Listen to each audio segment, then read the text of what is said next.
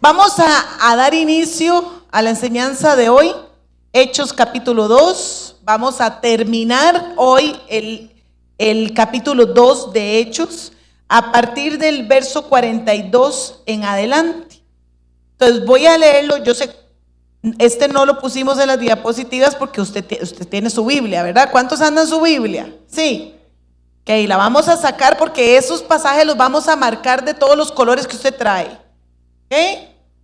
De todos los colores que usted pueda tener, vamos a marcar estos pasajes y vamos a ir desmenuzando estos versículos y aplicándolos a nosotros. Entonces dice el verso 42, dice: todos los creyentes, ¿cuántos creyentes? Todos se dedicaban a las enseñanzas de los apóstoles, a la comunión fraternal, a participar juntos de las comidas, entre ellas la cena del Señor, y a la oración. Un profundo temor reverente vino sobre todos ellos, y los apóstoles realizaban muchas señales milagrosas y maravillas. Todos los creyentes se reunían en un mismo lugar y compartían todo lo que tenían. Vendían sus propiedades y posesiones y compartían el dinero con aquellos en necesidad. Adoraban juntos en el templo cada día. ¿Cuántos días? ¿En dónde? Y usted se queja por venir los sábados. Se reunían en casas para la cena del Señor y compartían sus comidas con gran gozo y generosidad. Todo el tiempo alabando a Dios y disfrutando de la buena voluntad de la gente. Y cada día el Señor agregaba a esa comunidad cristiana los que iban siendo salvos. Cierre sus ojos unos minutos y dígale al Señor ahí en su corazón.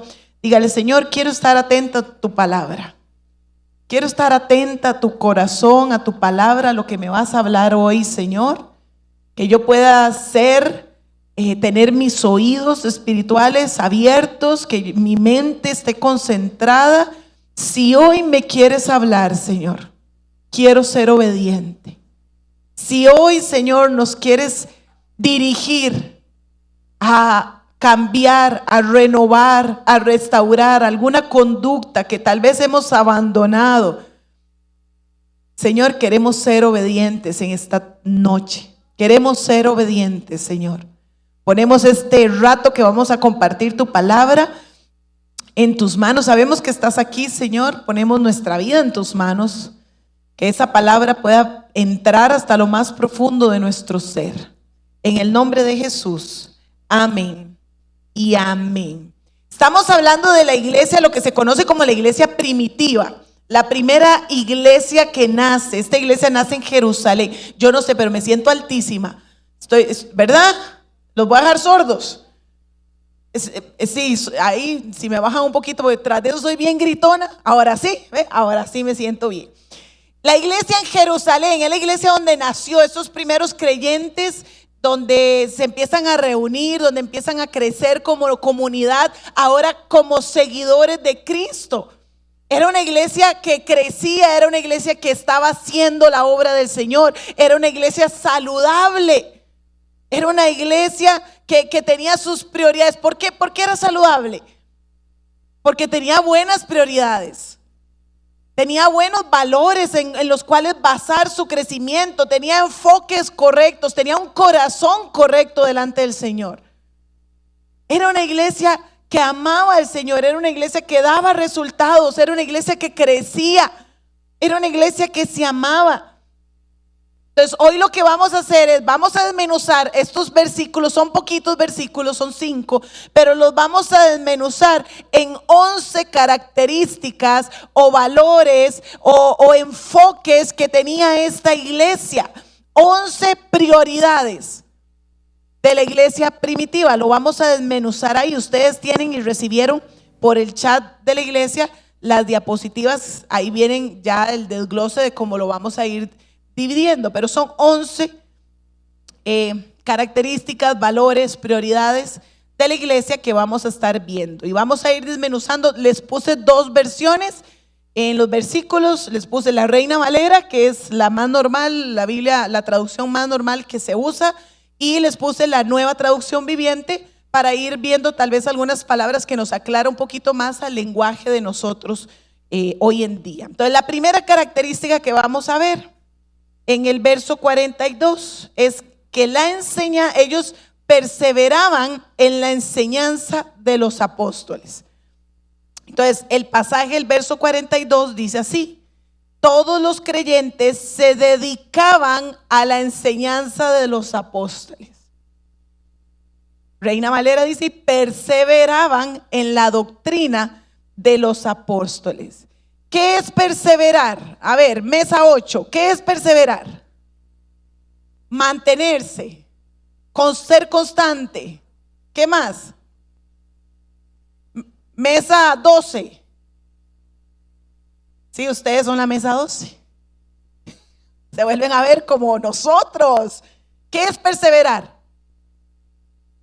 Ya vimos ser constantes. Sí, pero ya ellos lo dijeron, tiene que decir otra cosa. Continuar, ahí le ayudaron, continuar. Mantenerse a pesar de las adversidades, mantenerse firme, eso es perseverar. Y esta iglesia estaba perseverando, estaba siendo fiel, estaba ocupándose, estaba manteniéndose firme, estaba siendo fiel a estas características. La primera es de ellos, que dedicaban tiempo a la enseñanza de los apóstoles. En este caso, ¿verdad? Estamos hablando de una iglesia naciente, la primera iglesia que se funda. Entonces los apóstoles eran los encargados de la enseñanza en esta iglesia. Pero ellos se mantenían perseverantes. No faltaban los sábados. Ahora en verano todo lindo, los quiero ver en invierno. Quiero ver esa perseverancia. Ahora que no nos entren las lluviecillas. Pero eso es, ellos no faltaban a la enseñanza bíblica, no faltaban a la iglesia cuando se iba a dar la lectura de la palabra, la enseñanza de los apóstoles, se la llevaban a sus casas, compartían la enseñanza. Eran fieles a la enseñanza, la reproducían a sus hijos la enseñanza. Esto es perseverar en la enseñanza, dedicar tiempo al estudio de la palabra. Y no les dije al inicio, parte de lo que quiero que hagamos hoy es que usted se evalúe usted mismo, ¿ok? No evalúe a su vecino, evalúese usted mismo. De estas 11 características, nosotros como parte de la iglesia, en cuáles estamos bien fuertes, en cuáles necesitamos meterle un poquito más de fuerza, en cuáles estamos fallando. Ser perseverantes en la palabra del Señor. Esto era algo prioritario para los apóstoles. Incluso nosotros vamos a leer en Hechos capítulo 7, cuando los apóstoles están metidos en todo, ¿verdad? Y haciendo de todo y sirviendo y poniendo y trayendo y llevando. Y llega un momento en que dicen, no, suave un toque. Hagamos una pausa. Necesitamos dedicarnos a la palabra y a la oración, dicen los apóstoles. Entonces vamos a buscar personas que hagan otras cosas, que hagan lo demás. Eso lo vamos a estudiar más adelante. Pero ellos sabían que su trabajo era la enseñanza de la palabra del Señor. Ellos sabían que tenía que transmitir lo que el Señor les había dado. Mateo 28:20, apúntelo por ahí, dice así: enseñándoles, lo voy a leer en la versión que puse aquí. Enseñen a los nuevos discípulos a obedecer todos los mandamientos que les he dado. Está Jesús hablando. Y dice, enséñenle a los demás todos los mandamientos que yo les he dado. Recordemos, en ese momento no estaba la Biblia como tal. Entonces, lo que ellos transmitían eran las enseñanzas que Jesús les había dado a ellos. Lo que por revelación del Espíritu Santo les era dado, lo transmitían a la iglesia. Nosotros hoy en día, gracias al Señor, contamos con la Biblia completa. Entonces, nosotros tenemos que perseverar en la palabra del Señor. Usted en su casa, leerla, estudiarla. Yo sé que algunos batallamos y decimos, ay, es que qué cansado leer la Biblia. No, es que no entiendo, o qué aburrido. Algunos la leen para quedarse dormidos en la noche cuando están con insomnio, ¿verdad? Yo sé eso, yo lo sé. Tengo muchos años en la iglesia. Y yo siempre digo, si a usted le cuesta, únase con alguien más. Es más fácil estudiar la Biblia de esa manera. Es más fácil estudiarla, ¿sí o no? Que es más fácil venir, sentarnos aquí, estudiarla juntos, que a veces, muchas veces, solitos en la casa. Eso es perseverar en la palabra del Señor. Eso es lo que estaban haciendo los discípulos, obedeciendo el mandato del Señor, de perseverar, de enseñar. Entonces, la enseñanza se daba en las reuniones, la enseñanza se daba en las casas, la enseñanza se daba en el templo. En todos los lugares donde la iglesia se reunía, ellos daban, enseñaban, escuchaban, estaban atentos. La iglesia era alimentada todos los días con la palabra del Señor, con la doctrina, con la exposición de las escrituras. Ahora, nuestra formación nunca termina. ¿Usted está claro en eso? Sí. ¿A usted le ha pasado que tal vez usted se ha estudiado y se lo sabe de memoria un versículo, pero en algún momento de su vida ese versículo viene y cala en su corazón y usted, pero qué es esto? Nunca lo había visto, y usted se lo sabe de memoria? ¿Sí le ha pasado? Bueno, así es la palabra del Señor, así hermosísima es la palabra del Señor. Y los apóstoles sabían que nosotros, bueno, y la iglesia que estaban haciendo en ese momento, su formación no terminaba todavía. Estaban naciendo una iglesia. Nosotros hoy estamos aquí, nuestra formación no termina todavía. Hoy estamos estudiando el libro de los Hechos y tal vez en 3 años lo volvamos a estudiar y nos sigue hablando la palabra y nos sigue formando la palabra y sigue haciendo cambios en nuestra vida y sigue bendiciendo y edificando nuestra vida. Porque esa es la palabra del Señor, es vida para nosotros, es vida para nosotros. Entonces, el mandamiento lo dio Jesús, ya lo vimos en el pasaje. Enséñenle a otros lo que han aprendido. Jesús da el mandamiento, pero Jesús se va. Qué lindo, ¿verdad? O sea, Él enseña, pero se va. Pero Jesús también da los medios, los recursos que se necesitaban para enseñar, para que esto se llevara a cabo, para que esta orden que Él daba se llevara a cabo. Él dio la palabra, ya lo tenemos claro, ¿verdad? Él dio 2 cosas. La primera es la palabra. Al inicio ya vimos, los apóstoles la recibieron por revelación, por escuchar a Jesús mismo hablando. Nosotros hoy tenemos la palabra escrita. Entonces, si vamos a perseverar en la palabra, es que usted va a abrir la palabra, no ninguna otra cosa. Es la palabra. Entonces, aquí lo tenemos toda completita, la palabra del Señor. Y Jesús también nos da a los maestros, que es parte muy importante de la enseñanza. En el pasaje que estamos leyendo en Hechos, los apóstoles eran los encargados de dar la enseñanza. Pero conforme vamos avanzando en el mismo libro de Hechos, vamos a ir aprendiendo, y en las cartas más adelante vamos a ver cómo se levantaban maestros. Y estos maestros tenían que ser maestros que estuvieran calificados de cierta manera, que estuvieran aptos para enseñar, dice la Biblia. Y tenían que tener algunas características, pero el Señor levanta maestros en la iglesia. El Señor levanta maestros en la iglesia. Si usted no lo cree, salado. Pero el Señor levanta maestros en la iglesia. Grupos de conexión, tenemos grandes maestros ahí que el Señor ha levantado y que los está usando poderosamente.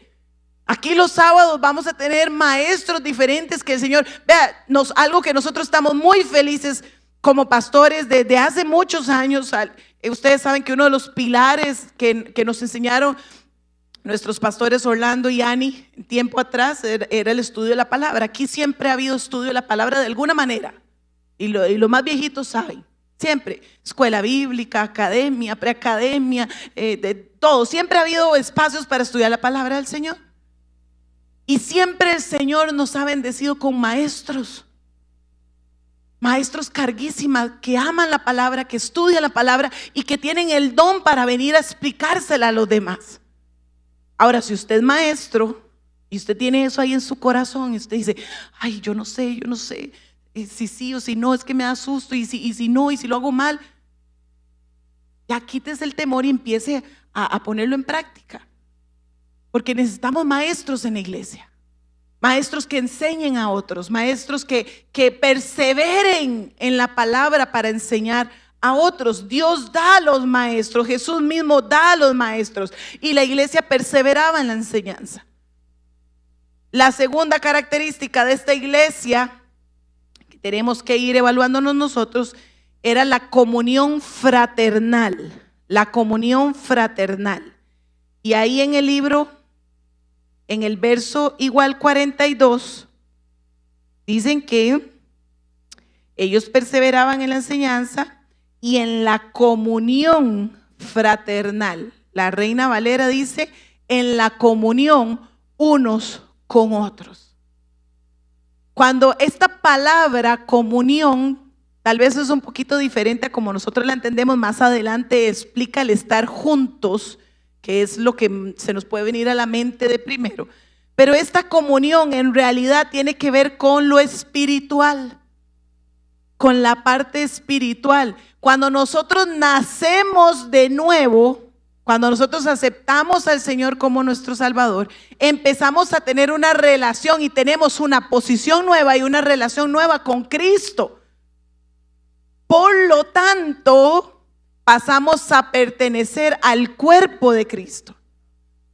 Y esa relación que tenemos con el Señor, por esa nueva vida que tenemos, nos hace estar en comunión con otros que han nacido de nuevo.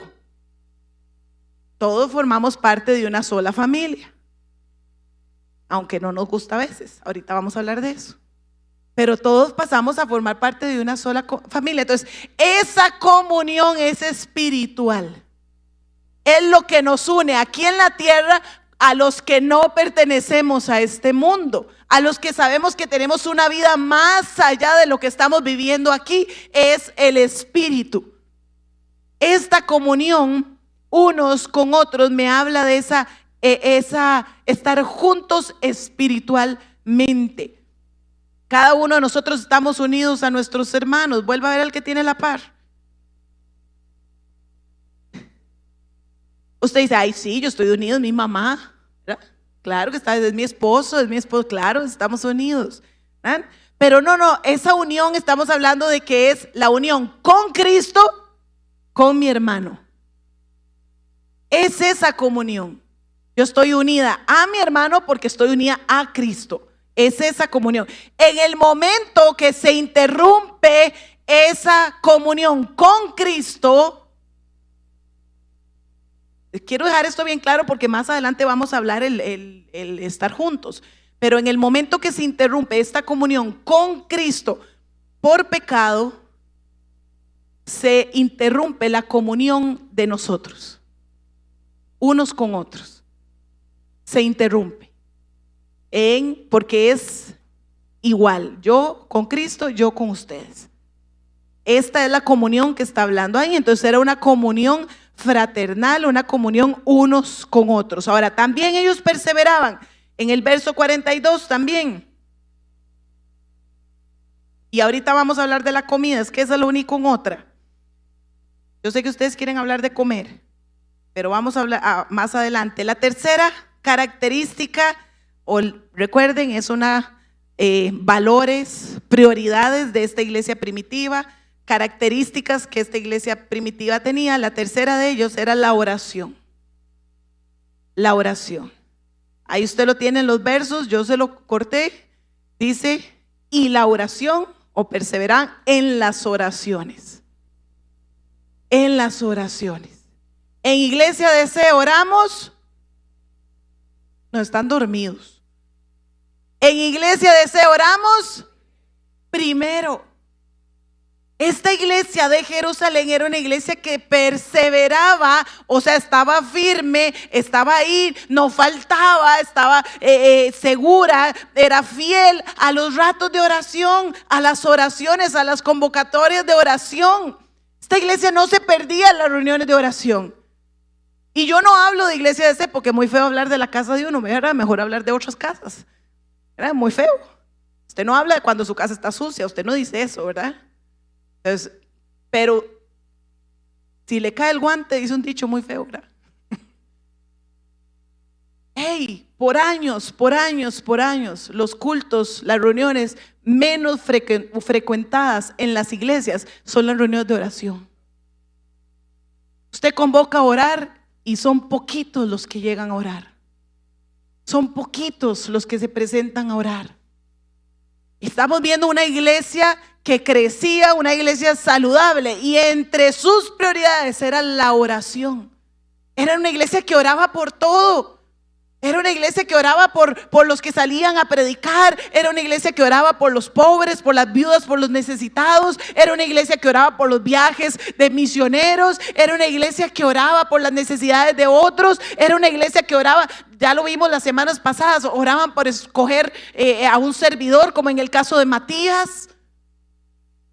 Era una iglesia que oraba constantemente. En todas sus reuniones había oración, se reunían a orar. Era una característica importante y entendían que la oración es el arma que nosotros como creyentes tenemos. ¿Sabe? No podemos dedicarnos montones a hablar de la oración, pero usted sabe que es nuestra arma. Nosotros batallamos, nosotros peleamos, nosotros guerreamos a través de la oración. Es el arma que el Señor nos ha dado para conquistar, para ganar esas batallas que tenemos. Esta es una iglesia que creía en la oración. Es una iglesia que sabía que había que buscar y hablar con el Señor. Jesús se los había mostrado a los apóstoles. Se apartaba siempre. Vayan ustedes para allá, vayan, que yo necesito ir a hablar con mi papá.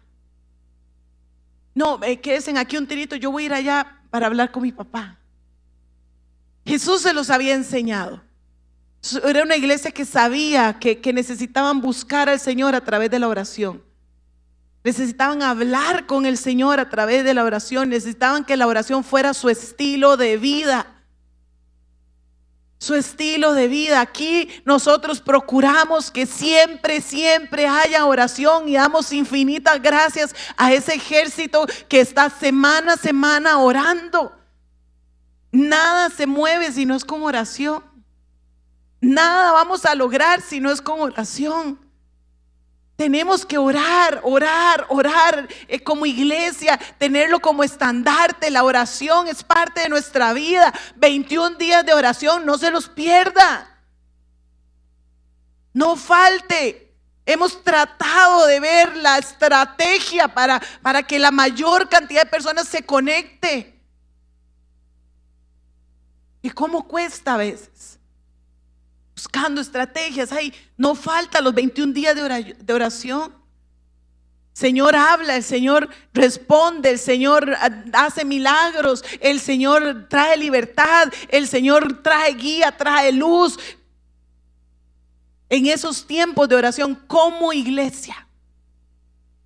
Recuerden, estamos hablando como iglesia porque también podemos hablar individualmente y usted puede tener sus ratos de oración individual y carguísima y chivísima y gloria a Dios, sus devocionales y usted ahí en su cuarto arrodillado o en el lugar secreto, pero aquí estamos hablando en oración como iglesia.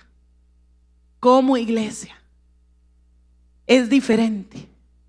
Porque a veces, y perdón, es que como les digo, tengo mucho ratillo de estar en la iglesia, pero a veces usamos de excusa el lloro todos los días. No, yo no voy a ir porque lloro en mi casa todos los días. Y lo usamos como una excusa, pero la oración congregacional es diferente a la oración personal. Son diferentes. Entonces, esta es una iglesia que oraba, es una iglesia que tenía su estilo de vida en oración. La cuarta característica, ya la vemos en el verso 43. dice que un profundo temor reverente vino sobre ellos. Entonces, la cuarta característica de esta iglesia en Jerusalén es que había un temor reverente. Había un temor reverente. Dice la Reina Valera, y sobrevino temor a toda persona. Esta era una iglesia reverente. Era una iglesia reverente. Era una iglesia donde los creyentes que se convertían empezaban a conocer al Señor a través de la oración, a través de la palabra. Esto los llenaba del Espíritu Santo en ellos, empezaban a tener una revelación del Espíritu Santo, empezaban a tener una revelación de Dios, de su santidad, y esto traía una reverencia a sus corazones, un temor santo, no un miedo. Porque a veces, incluso en algunos años, ¿verdad? Cuando se empezó a extender el evangelio en Costa Rica a finales de los años 60, inicios de los 70, se predicaba mucho con temor. Con temor. Si no, usted se va al infierno, ¿verdad? Mi esposo lo hablaba en una de las reuniones. Conviértase o se va a ir al infierno. Conviértase o se va a abrir la tierra y se lo va a tragar el lago de fuego. Y la gente se convertía al Señor y les daba horror, ¿verdad? Con que viniera el Señor en aquel rapto, ¿verdad? Porque poníamos aquella canción tan terrible, ¿verdad? Bonita, tan bonita, que hablaba del rapto y que decía, ¿verdad? Y que gritaban, mamá, ¿verdad? Y usted oyendo eso en el cuarto en la noche, usted se imaginaba, se lo digo porque yo era pequeñita. Y a mí me daba muchas noches miedo dormirme, porque yo si me despierto y estoy sola en la casa, porque mis papás se fueron y yo no. Yo no sé si usted lo ha pensado, ¿verdad? Yo sí. Entonces es un evangelio basado en el temor, pero este temor es diferente. Este temor es tanto amo a Dios y Dios es tan santo, Dios es tan maravilloso, Dios es tan grande y poderoso que me provoca un temor reverente, un temor por vivir en santidad, por hacer lo correcto, por presentarme delante de su presencia de manera digna. Eso es lo que nos está hablando de ese temor reverente. No se compara. Si nosotros vemos la iglesia de Jerusalén, los creyentes que se están convirtiendo en este momento, muchos eran judíos, en algún momento tenían que cumplir la ley, y muchos cumplían la ley para acercarse al Señor, pero no se compara a esto que ellos están sintiendo ahora. Es diferente. No es si cumplo la ley o la parte religiosa, no es si voy a la iglesia, si vengo, si no hago, si esto, si sirvo, si no sirvo. No, es que el Señor es tan santo que yo necesito hacer algo con mi vida, no para ganarme la salvación. No estoy hablando de eso, son otras 100 pesos. Estoy dando una materia, Pentateuco, y estábamos estudiando el libro de Levítico, y le dije a mi esposo, amor, hagamos campito, ¿verdad? Porque la iglesia necesita saber de Levítico. Y él me dijo, montemos esa serie ya, estudiemos Levítico. Usted le dicen, estudiemos Levítico, usted dice, Levítico, y siempre me lo he brincado en la Biblia. Yo empiezo en enero con Génesis y vuelvo como hasta marzo cuando ya esté en Josué. Los otros me los brinco. Pero cuando leemos Levítico y vemos la santidad del Señor, lo que provoca en nosotros es un temor reverente. Es un temor reverente. Y eso es lo que está pasando en la iglesia de Jerusalén, en esta iglesia primitiva, en esta iglesia naciente. Ellos están experimentando al Espíritu Santo. Ellos están experimentando su presencia, sus maravillas, sus prodigios. Y lo que pasa en ellos es que se fomenta este temor reverente. Ahora, la reverencia en el cristiano es esencial para testificar de Cristo. Si nosotros no tenemos reverencia, vamos a vivir nuestra vida como se nos antoja, y eso va a ser un mal testimonio para los que no conocen todavía al Señor. Nosotros tenemos que vivir nuestra vida de verdad, siendo conscientes todos los tiempos que la presencia del Señor está en nosotros. Tenemos que ser conscientes de eso. La presencia del Señor está conmigo. Y eso nos va a ayudar a vivir una vida en santidad. Cuando tenemos esa conciencia, va a ser más fácil vivir una vida en santidad. Ser conscientes de que Dios está con nosotros siempre. Primera de Corintios 10. Esto no se los puse porque quiero que usted busque su Biblia, porque a veces nos hacemos muy vaguillos y solo vemos la pantalla. Entonces busque Primera de Corintios.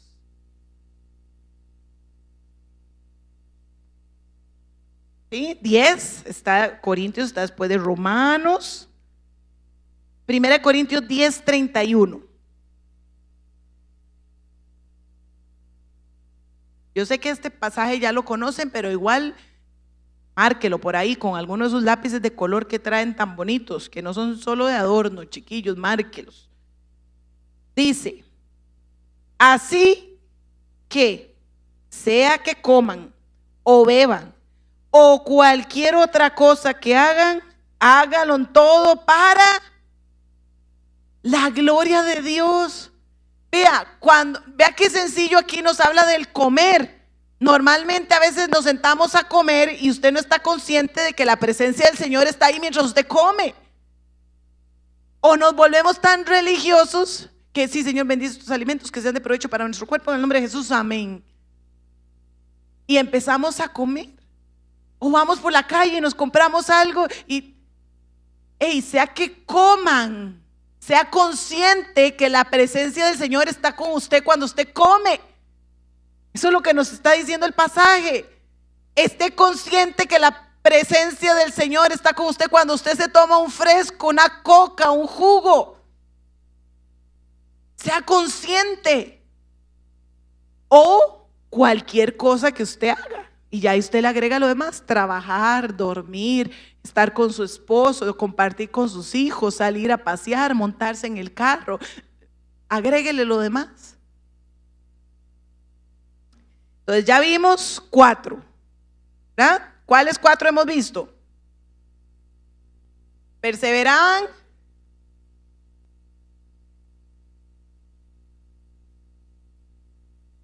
y el temor reverente. Las 5, siguiendo el 43, señales y maravillas de los apóstoles. Señales y maravillas de los apóstoles. Entonces los pasajes dice así: y los apóstoles realizaban muchas señales milagrosas y maravillosas. Reina Valera dice: y muchas maravillas y señales eran hechas por los apóstoles. Habían señales y maravillas en la iglesia naciente. Una iglesia que estaba creciendo, una iglesia que se estaba construyendo. Habían señales y maravillas. Cuando Jesús manda a sus discípulos a predicar, ¿verdad? Todavía Él está presente y Él los manda a predicar. Él dice en Mateo 10, vamos a ir a Mateo, váyanse entonces para Mateo, Mateo 10. Vea la indicación que le da Jesús a los discípulos. Mateo 10:8. Si hay alguien en su mesa que no encuentra los pasajes y usted los encuentra rápido, ayúdele. Estamos para ayudarnos unos a otros, ¿ok? Mateo 10:8 dice, Jesús dándole la instrucción a sus discípulos, dice: sanen a los enfermos. Hasta ahí todo está realizable, ¿verdad? En nuestra mente. Sanen a los enfermos. Y es eso en verbo de hágalo. No es, bueno, tal vez si usted puede, si se le aparece una oportunidad y usted quiere orar, pero tiene que creer un poquito.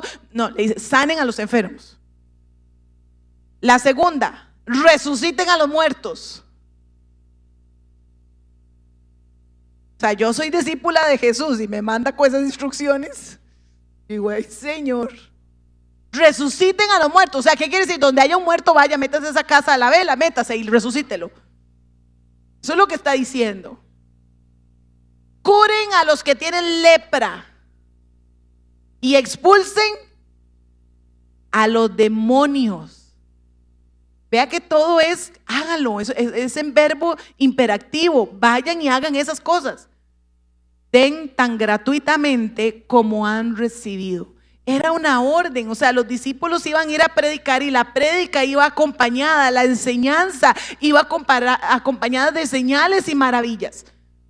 Jesús dio ese ejemplo, Jesús, su enseñanza iba acompañada de señales y maravillas. Mucha gente lo buscaba solo por las señales y las maravillas, pero la palabra era dada y era respaldada por las señales y las maravillas.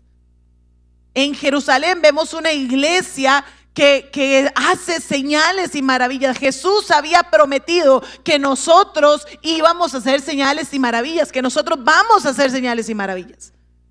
Jesús lo prometió, Jesús lo dijo. Marcos, y se lo voy a enseñar, Marcos 16,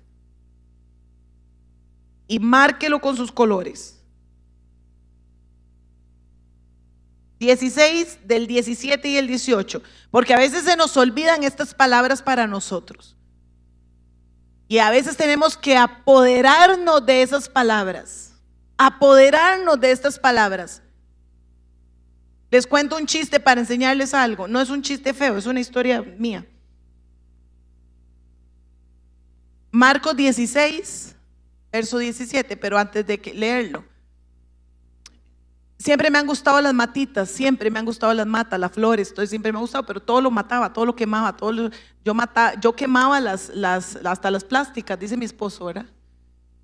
Todo, lo ahogaba, lo quemaba, le llenaba de abono y me hacían bullying. Entonces se sentaba mi esposo, mis cuñados y mis suegros a hacerme bullying, porque mata que me regalaban, mata que echaba a perder, ¿verdad? Y un día estábamos vacilando, ¿verdad? En la mesa de la casa estábamos vacilando de eso y ya me habían vacilado un montón. Y al rato me saca mi suegro a la terracita de mi casa, me saca y me dice, Gaby, ya hablando en serio. Dice, en serio, agarre lo que le voy a decir. Dice, la Biblia dice que todo lo que sus manos toquen prosperará. Así que hágame el favor y empiece a declarar esa palabra en su vida. Y me empoderó. Ya no me cabe, no tengo lugar donde poner más matas, de la cantidad que tengo. Y a veces nos falta eso en la vida. Alguien que nos ayude a empoderarnos en una palabra. ¿Por qué? Porque el Señor nos prometió que usted iba a hacer milagros y señales, que cuando usted orara por un enfermo, ese enfermo iba a sanar. Y tenemos que agarrar esa palabra, esa promesa y decirle, Señor, yo creo en que me vas a utilizar para sanar a otros. Dice Marcos 16. Dice, estas señales milagrosas acompañarán ¿a quién? ¿Usted cree? Sí. Dice, expulsarán demonios en mi nombre, hablarán nuevos idiomas. Podrán tomar serpientes en las manos sin que nada les pase. Y si beben algo venenoso no les hará daño. Pondrán sus manos sobre los enfermos y ellos sanarán. Yo soy una que vea, yo no sé si se ha sanado o no se ha sanado, pero a mí me gusta orar por los enfermos porque yo agarro esta palabra y digo, Señor, tú dijiste que yo ponía las manos y sanaban. Yo creo eso. Yo creo eso. Puede ser que la sanidad sea inmediata, puede ser que la sanidad sea en 5 años, pero sanan, Señor. Puede ser que la sanidad sea ya estando en tu presencia contigo, pero sanan porque yo creo eso. Y a mí me gusta orar por los enfermos. Pero esas son tenemos que apropiarnos de esas palabras. Esta era una iglesia que se apropiaba, era una iglesia que creía, era una iglesia que hacía señales. Era una iglesia donde sucedían cosas. Era una iglesia donde en sus reuniones sucedían maravillas. sucedían prodigios, sucedían sanidades, habían libertad de demonios en sus reuniones. ¿Perdón? Sí, perdón. Libertad, o sea, los demonios no los vamos a liberar. Libertad de endemoniados. Gracias, amor. Ya entendieron, les agarró tarde para entender, ¿verdad? A los demonios no los vamos a liberar.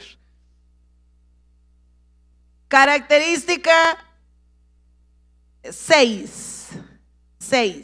Se reunían en un mismo lugar y estaban juntos. Se reunían en un mismo lugar y estaban juntos. Esa es la característica 6. Eso lo encontramos en el verso 44.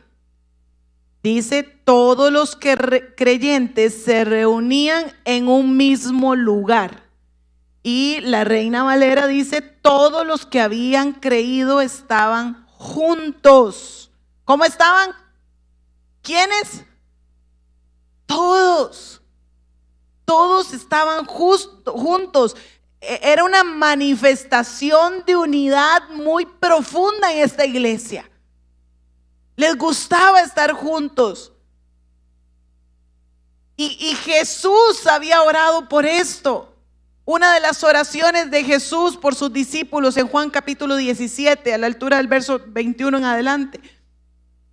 Jesús dice, y se lo parafraseo, pero usted lo puede buscar en su Biblia. Jesús dice, Padre, que sean uno como tú y yo somos uno. Que estés en ellos como estás en mí, para que sean uno. Para que sean uno. Juan 17. Y hay una frase que me impresiona mucho. Dice, y que ellos estén en nosotros para que el mundo crea que tú me enviaste.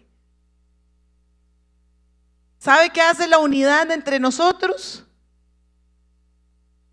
Hacer que el mundo crea en Jesús. Hacer que el mundo crea en Jesús. Entonces, ¿qué de las cosas primordiales que Satanás quiere destruir en la iglesia qué es? La unidad. Porque la unidad entre nosotros le habla al mundo que Cristo vino. O sea, hay algo diferente. Como tantas personas tan diferentes y desiguales y con pensamientos tan contrarios pueden estar juntos. Pueden ponerse de acuerdo, pueden convivir, pueden estar felices cada vez que se reúnen. Le hablamos a Cristo en nuestra unidad. Le hablamos de Cristo a otras personas cuando estamos juntos. Ahora, esta unidad no es posible por nosotros, ¿verdad que no? Les iba a preguntar quién le cae bien de su mesa, pero no les voy a preguntar eso. ¿Sabe? Nosotros a veces somos muy feillos, ¿verdad? Y a veces tendemos a etiquetar a las personas, a juzgarlas antes de poder entablar una conversación, antes de poder hablar. Y eso va rompiendo la unidad. Y Jesús clama, y Jesús está orando en esta última oración que Él hace por sus discípulos y les dice, Señor, que sean uno. Y este ser uno no es que tengamos que andar, ¿verdad? Como la mesa de los rojitos. No es que tengamos que andar uniformados. Oye, el ejemplo, ¿verdad? Hay algunos colados ahí ya. No es andar uniformados, no es vestirnos igual, no es, incluso ni siquiera a veces es pensar igual. Porque lo que nos une no es un pensamiento, lo que nos une no es una vestimenta, lo que nos une no es vivir en un mismo lugar, lo que nos une no es tener las mismas cosas, lo que nos une es Cristo. Eso es lo que nos une. Y eso es lo que hace diferente esa unión. Y esa unión no es por nosotros mismos, no podríamos, somos feos a veces. Esa unión la hace el Espíritu Santo en usted y en mí. Esa unión es por el Espíritu Santo. Dice 1 Corintios 12, verso 13. Dice, entre nosotros hay algunos que son judíos y otros que son gentiles, algunos que son esclavos y otros que son libres. Vamos a traducirlo a nosotros hoy. ¿Ok? Hagamos ese ejercicio.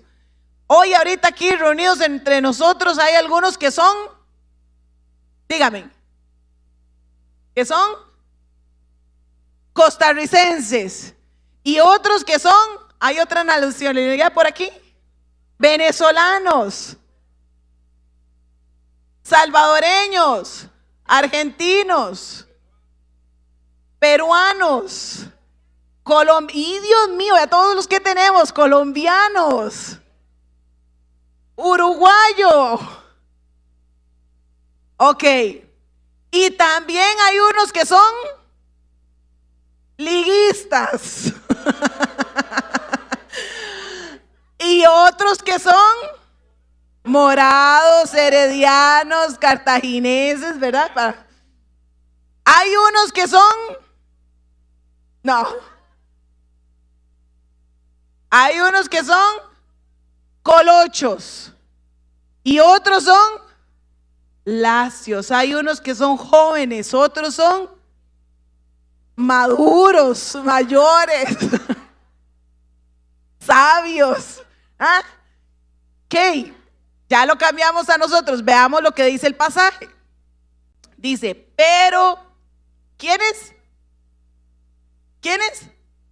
Todos. No solo los liguistas, no solo los ticos, no solo los colochos, no, todos. Fuimos bautizados en un solo cuerpo, por un mismo espíritu. Y todos compartimos el mismo espíritu. Ven que la unidad no la hace lo que tengamos, lo que no tengamos, cómo nos movamos, cómo nos vistamos. No, eso no hace la unidad. La unidad la hace Cristo.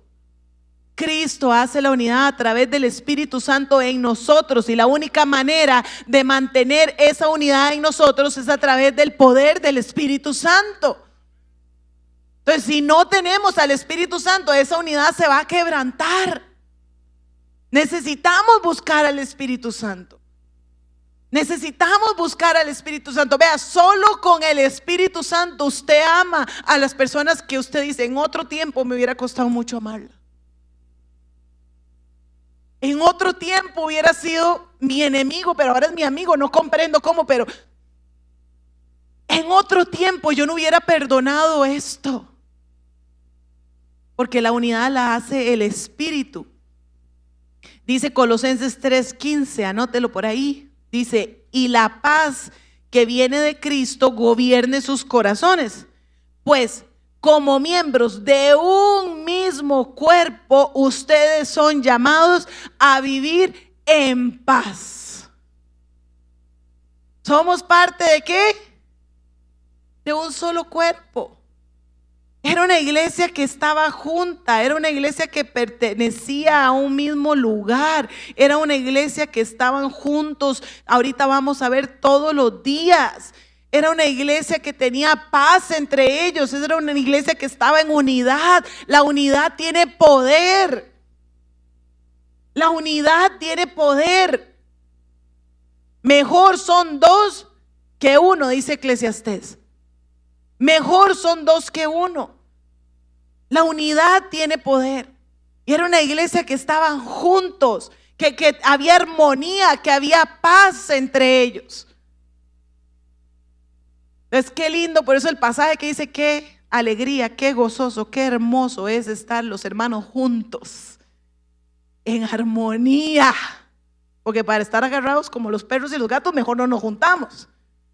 Pero qué hermoso estar juntos en armonía, en paz, esa paz que da el Espíritu Santo. Sí es cierto y se justifica que haya una división, y cuando hablamos del cuerpo de Cristo, es muy lindo estar aquí juntos nosotros como iglesia de C, pero también es muy lindo tener amistad con otras iglesias que también se reúnen y tener amigos, parte del cuerpo de Cristo en otros lugares, que tener comunión. Porque a veces no podemos estar solo encerrados, solo nosotros, DC, ¿verdad? Cuando hay tantas miles de iglesias que se congregan en el país y fuera del país.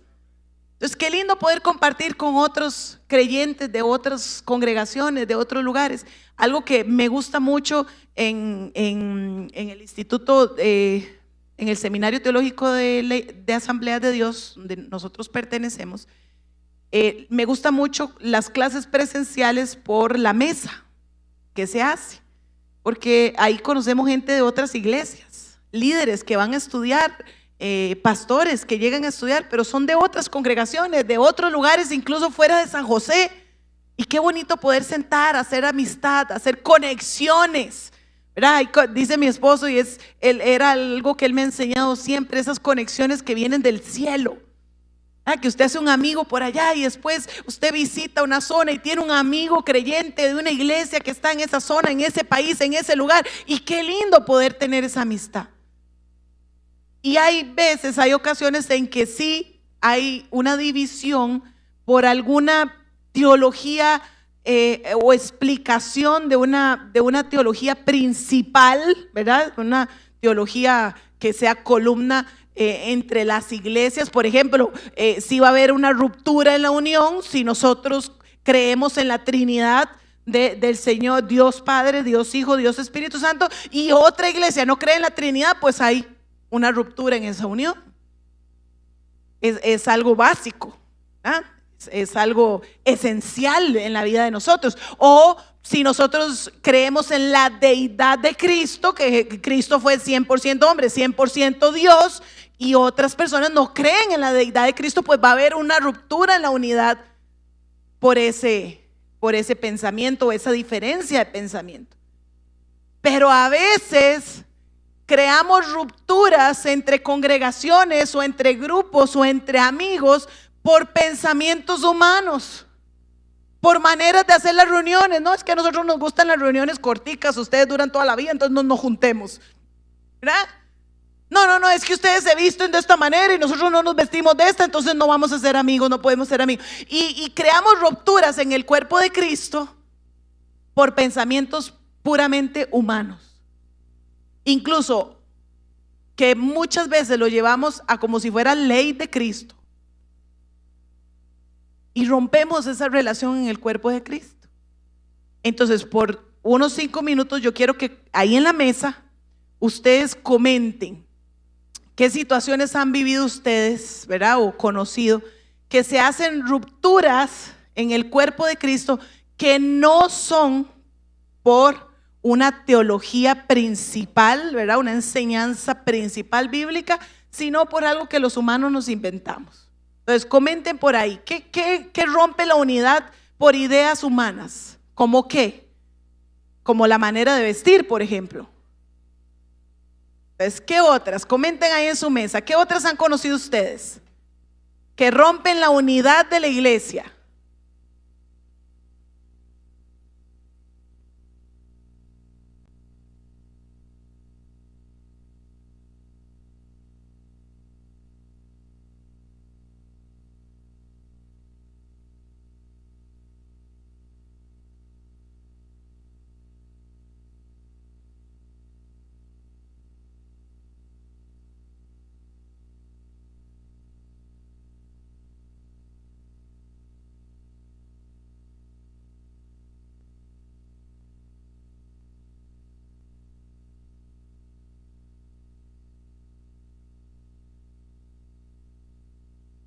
O la música, dice por ahí.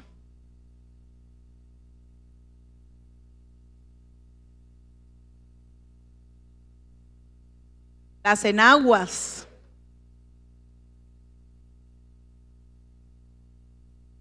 El mover del Espíritu Santo.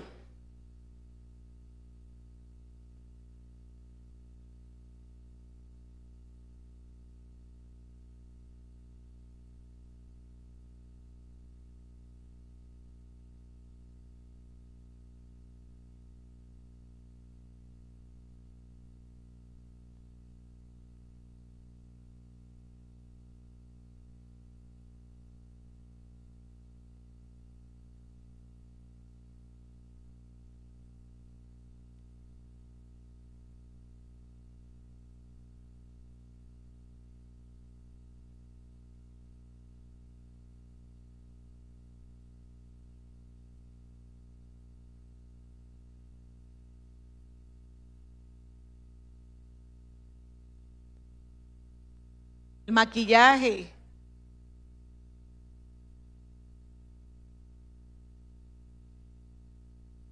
¿Listos? El día de la semana para congregarse, si es sábado, si es domingo, si es viernes, si es jueves.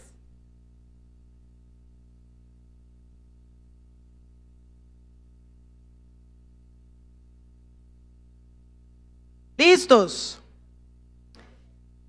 Vean, chiquillos, volvamos.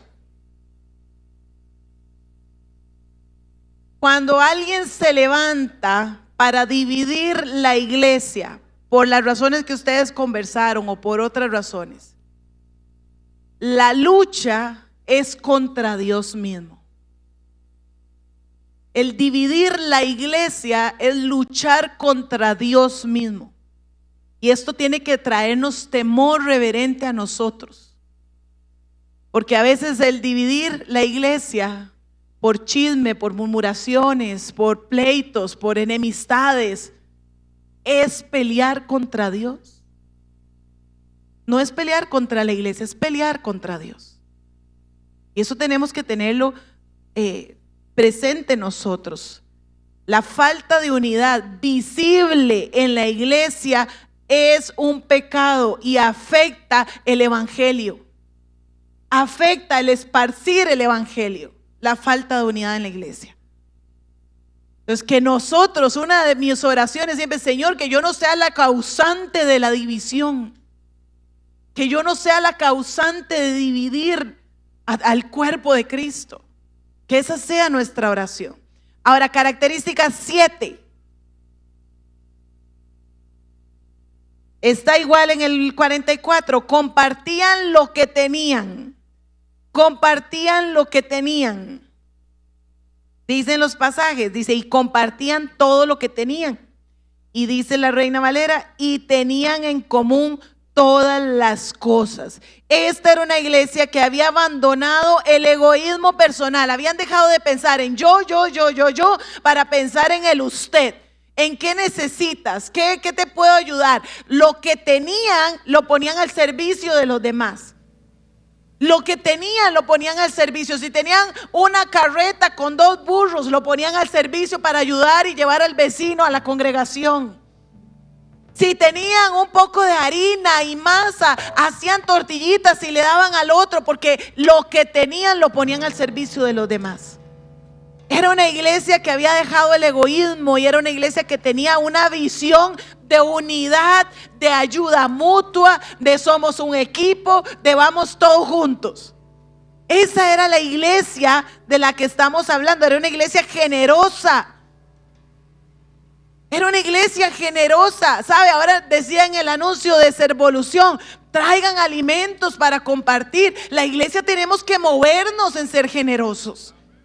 Traiga de lo que el Señor le ha dado y se le va a multiplicar. No es que me va a hacer falta arroz, no, se le va a multiplicar el arroz. Cuando nosotros damos, eso se multiplica. El Señor tiene cuidado de nosotros. Y tal vez no es que la bolsa se le va a llenar más de arroz, tal vez es que te van a invitar a comer por ahí. Es un arrocito menos que haces en casa. Y el Señor está multiplicando lo que has dado. Eso es una iglesia generosa. Una iglesia que se preocupa por los demás, que da de lo que tiene. Ahora, hay una canción, es bien viejita, bien viejita. Tal vez los que tienen muchos años en el Señor, no sé si logramos tener la letra. Por ahí sí, gracias. Esto marcó mi juventud, porque mi pastor de jóvenes, él todavía es pastor allá en Turrialba, Tilarán, Jesús Acosta. Él fue mi pastor de jóvenes. Y él nos hacía cantar esta canción todas las reuniones, todas. Nos reuníamos los sábados y él nos hacía cantar esta canción. Esta canción dice así, voy a leerle la letra. Dice, a veces es difícil de entender. ¿Por qué nos apartamos de nuestro hermano? Aún cuando el mismo camino andamos. Hay una pared que está alejando a mi hermano de mí, pero a mí no me importa de qué parte del mundo tú seas. Si tú crees en Jesucristo, tú eres mi hermano. Si el amor que nos une es lo que quiero ver en ti, y juntos triunfaremos, y todo el mundo verá, sí verá, que tú eres mi hermano y mi hermana. Tomados de las manos, juntos caminaremos hasta que Él nos venga a buscar. No hay infierno que nos venza si juntos trabajamos. Siempre que hay amor, venceremos. El día viene cuando seremos uno, y en gran voz todos juntos proclamaremos que Jesucristo es el Rey. Se oirá en toda la tierra, temblarán las naciones, y todo el mundo verá, sí verá, que tú eres mi hermano, tú eres mi hermana. Quiero que nos pongamos de pie un momentito. Yo sé que no hemos terminado, las últimas las vamos a ver más rápido, pero póngase de pie un momentito. Y ahí en su mesa, tómele la mano a los que hoy, con los que hoy está compartiendo mesa, a su hermano y su hermana. A su hermano y su hermana. Si son poquitos, se unen. Aquí vea, Sabri, únase con ellas. Y ahí va a estar la letra, porque quiero que lo declaremos juntos. Que lo declaremos juntos.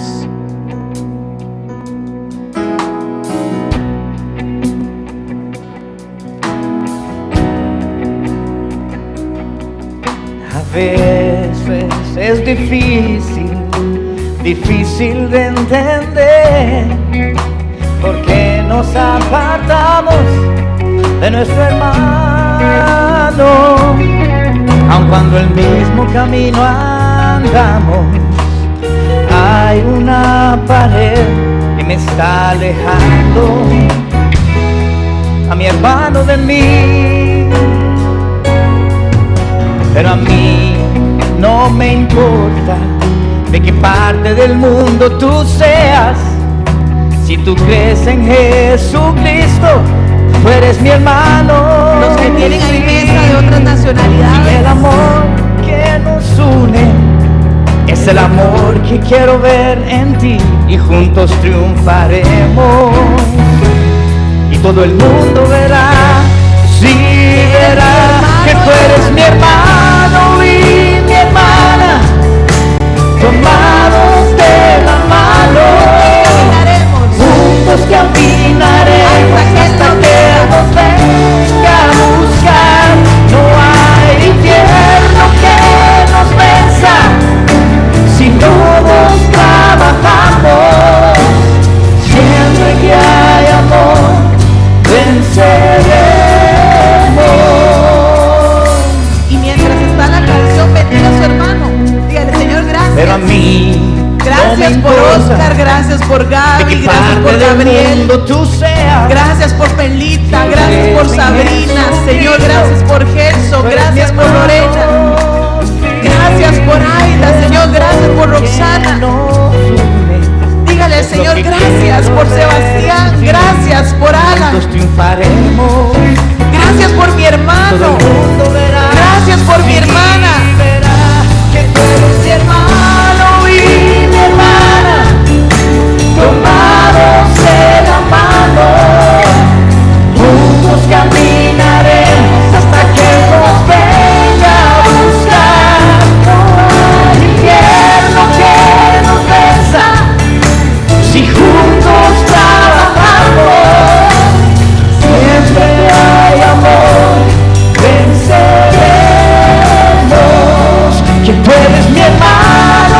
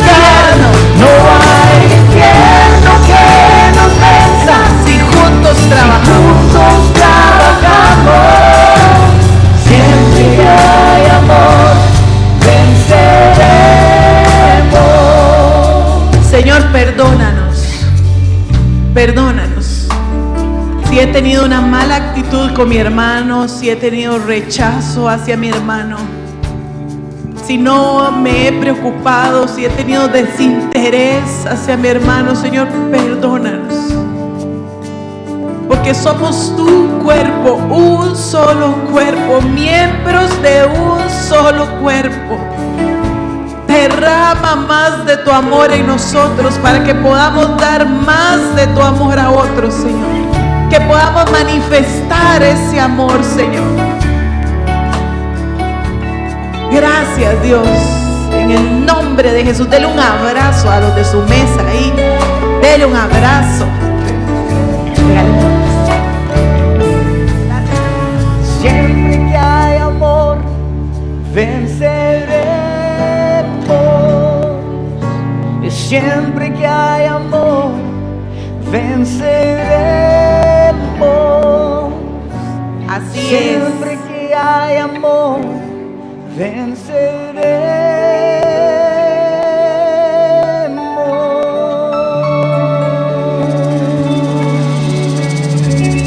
Así es, que ninguno se me sienta solito.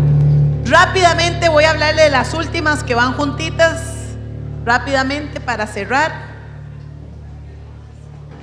No quería irme sin cantar esta canción y el grupo tan carguísima lo logró sacar. Démosle un aplauso a ese equipo de trabajo, el Dream Team.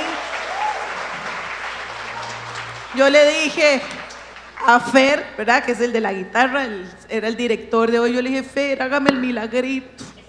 Yo sé que es viejita, pero hagamos el milagrito. Gracias, chiquillos. La 8. Van de la mano las últimas que les voy a dar. La 8, adoraban y alababan juntos. Adoraban y alababan juntos. Ahí está el pasaje, ¿verdad? Usted los puede anotar. Verso 46 y 47, donde nos dice que ellos adoraban y alababan en el templo cada día y perseveraban unánimes. Cada día en el templo. Entonces no nos ausentemos, ahí donde el escritor de Hebreos nos dice, no dejando de congregarnos como algunos tienen por costumbre. Y es curioso porque el mismo Hechos nos habla de la iglesia de Jerusalén, que se reunía todos los días se reunía. Pero también nos habla de otras iglesias, como por ejemplo la iglesia de Troas, que se reunía los domingos, se reunían el primer día de la semana. Entonces ahí vemos la diferencia, o lo importante no es qué día nos reunamos, lo importante es estar juntos. La 9, hablando igual de reunirse, también dice, se reunían en las casas. Ahí están los pasajes, verso 46, se reunían en las casas. Entonces la comunión, el compañerismo no solo se manifestaba en el templo, sino que lo llevaban a la casa, tenían casas abiertas. Eran felices invitándose unos a otros a las casas, se manifestaba en la relación entre los hermanos. ¿Sabe? El distanciamiento en los cristianos no es bueno. No es bueno. Vea que ellos se mantenían juntos en el templo y en las casas. O sea, después del templo se iban a las casas. ¿Y para qué se iban a las casas?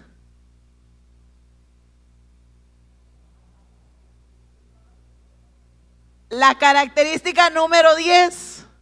Comían juntos. Con alegría y sencillez. Comían juntos con alegría y sencillez. Entonces ahí están verso 42 y verso 46. Participaban de las comidas, entre ellas la cena del Señor, que la vemos también en Corintios, ¿verdad? Cuando ellos se reunían todos a llevar a la cena, que incluso Pablo tiene que corregirlos porque estaban siendo algunos muy buchoncitos y dejaban a otros sin comer, pero se reunían juntos, partían el pan, dice compartían sus comidas con gran gozo y generosidad. Comían juntos con alegría y sencillez de corazón. Vea, esos pancitos que usted trae, esos quequitos eso es compartir juntos lo que Dios le ha dado, estar alegres en hacer, con sencillez de corazón. Se iban a las casas, compartían, se invitaban unos a otros a comer. ¿Y qué vas a hacer hoy? ¿Tiene dónde comer? No, jale a mi casa, yo tengo un poco de arroz, ahí lo revolvemos con huevo. Jale, y ya comían juntos, porque no era tanto lo que comían, era el seguir compartiendo, el seguir hablando de la palabra, el seguir fortaleciéndose unos a otros, el seguir teniendo comunión unos con otros. Eso era lo importante. Del templo lo llevaban a las casas. Una y otra vez, creo que mi esposo una vez fue muy enfático: hey, tenga su casa abierta. Es que yo no tengo mi casa. ¿Tiene café? Sí, aquí los ticos tomamos café. Si no, abre el tubo y da un vaso de agua. Aquí podemos tomar agua del tubo. ¿Verdad? Comparta algo, pero abra su casa. Esa manifestación de comer con otros. Yo digo que a los cristianos eso es de lo que más nos identifica. Usted va a un restaurante de comida rápida un sábado en la noche o un domingo y usted ve puros cristianos, puras reuniones de jóvenes que salieron y se fueron a comer aquí, se fueron a comer aquí, se fueron a comer. Es algo que nos distingue. Entonces llevémoslo a nuestra casa, abramos nuestra casa. A mí me gusta ver cuando ustedes suben fotos o comparten, que hacen grupos, y yo le enseño a mi esposo: mira, fulano anda comiendo en la casa del otro, mira gente que tal vez yo sé que no se conocen o que apenas están haciendo amistad. Eso es la iglesia. Eso es la iglesia. Y la 11ª característica, y muy importante, es que ellos tenían el favor del pueblo. Dice el verso 47: disfrutando de la buena voluntad de toda la gente, o Reina Valera, teniendo el favor con todo el pueblo. Claro, ¿a quién no le va a gustar una iglesia que está junta, una iglesia que vela por las necesidades de los demás, una iglesia que convive en paz, una iglesia que está en armonía, una iglesia que pone lo que tiene al servicio de los demás? Claro que la comunidad está contenta con esa iglesia. Claro que la comunidad se alegra con esa iglesia. Claro que predicamos a Cristo a la comunidad cuando servimos y cuando nos servimos nosotros. Eso era una característica. Tenían el favor de la comunidad. Evaluémonos, iglesia de C. ¿Nos aman o nos odian? ¿Qué habla la comunidad de nosotros? ¿Qué dice la comunidad de nosotros? ¿Estamos marcando la diferencia en San Francisco de los Ríos? Bueno, vamos a ver el sábado 11 y domingo 12 en Servolución. Vamos a salir, a hacernos visibles, a servir a los demás. Era una iglesia que tenía el favor de Cristo. Y cierra el pasaje diciendo que Cristo añadía a las personas cada día. Se añadían las personas que iban a ser salvas cada día. 11 características de la iglesia de Cristo. Entre ellas, compartían las mesas, comían juntos, partían el pan.